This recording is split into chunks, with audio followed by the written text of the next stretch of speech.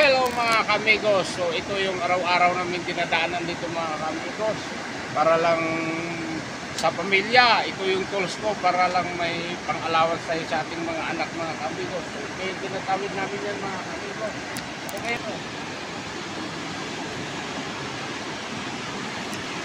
Ito yung karaniwan na tinatawiran ng kahit mga 70 years old dito sa lugar na ito. Tumatawid dito at ito yung pinaka-shortcut na daan. Gawa ng tignan nyo naman yung kabundukan.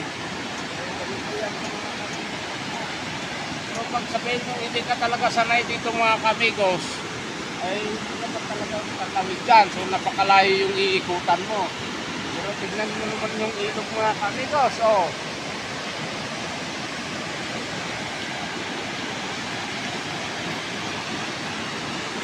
Yan guys, mataas talaga.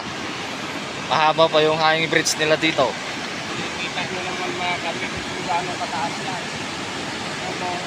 Kung first timer mo talaga dito, ay malulula ka talaga. Sabi ko nga sa inyo, dito ko napasagot talaga ng si Mrs. noon eh. Yung pagtawid namin dito yung dalawa eh.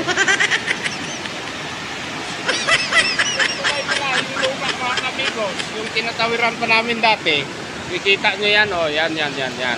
Yan oh, talagang lumang-luma. Yan pa kami tumatawid dati, sira-sira pa yan. Pero ngayon, nag-improve na, nagbago na. Safe na safe ito mga kamigos.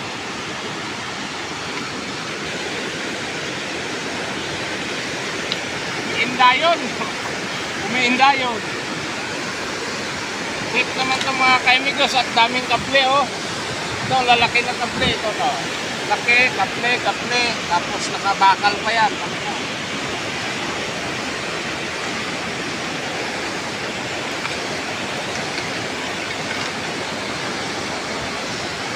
Ay, nakaharap ko na spray. Talaga... Parang taas talaga guys. Nakakalula. Nakapidyo ko, tignan mo, nanginginig yung tuhod. Tuk lang. Sanay na yan, sanay.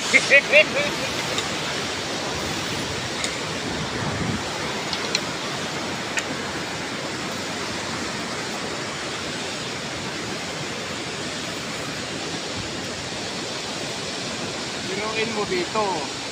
Tatawid ka dito, magbubuhat ka ng isang kaban na produkto. Kung ano na carrots, kasi ang pananim dyan. Ayan, garden yan guys. Garden yan. Carrots, kamatis, yan. Umbok, yan.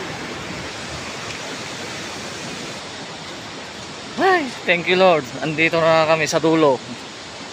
Araw-araw ito guys. Ito ang dinadaanan namin.